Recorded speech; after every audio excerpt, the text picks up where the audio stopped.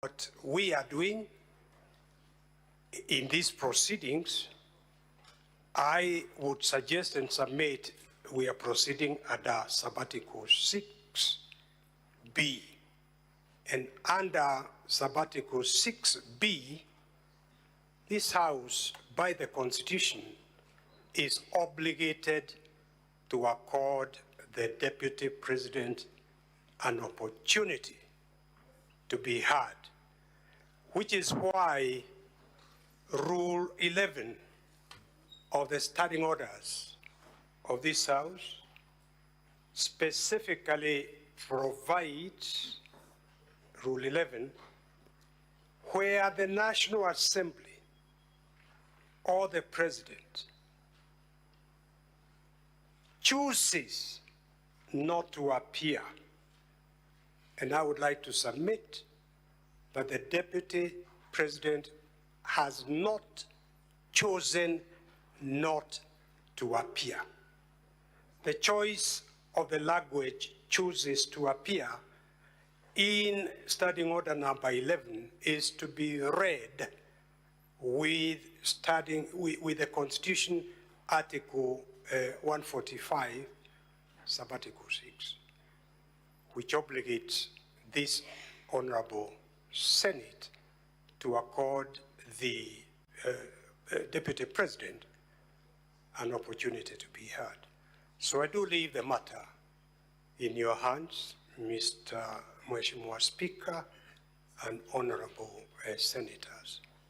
I would suggest Article 145, the sabbatical, I've read sabbatical 6B, doesn't have a time limit of 10 days.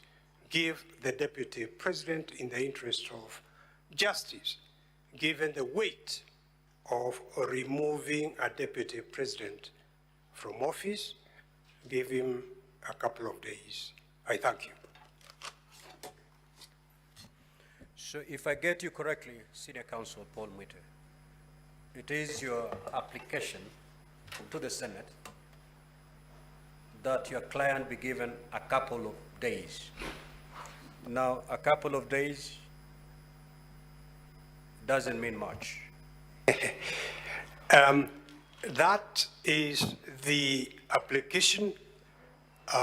What I had in mind, I would add the word humbly requests Mheshimiwa Speaker and this Honorable House, the Senate, a couple of days I had in mind up to Tuesday.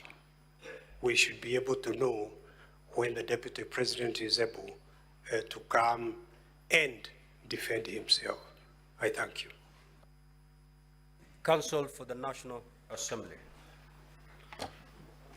Mr. Speaker, sir, permit me to start by registering our greatest sympathies and empathies and from the team, the National Assembly.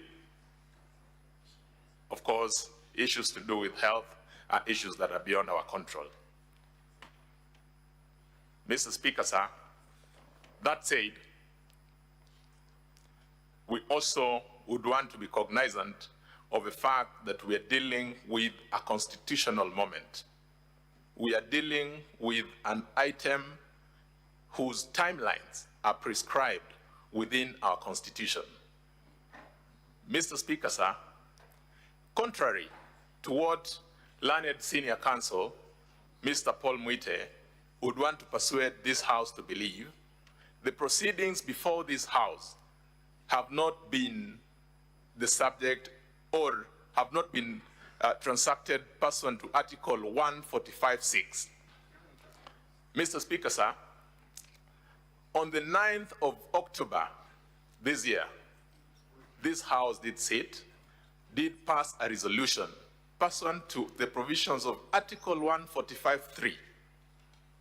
Mr. Speaker, sir, pursuant to that resolution, there was a Gazette notice which very clearly indicates that this House was not going to determine that the matter at hand from a committee perspective, but that the whole House would then be determining the matter.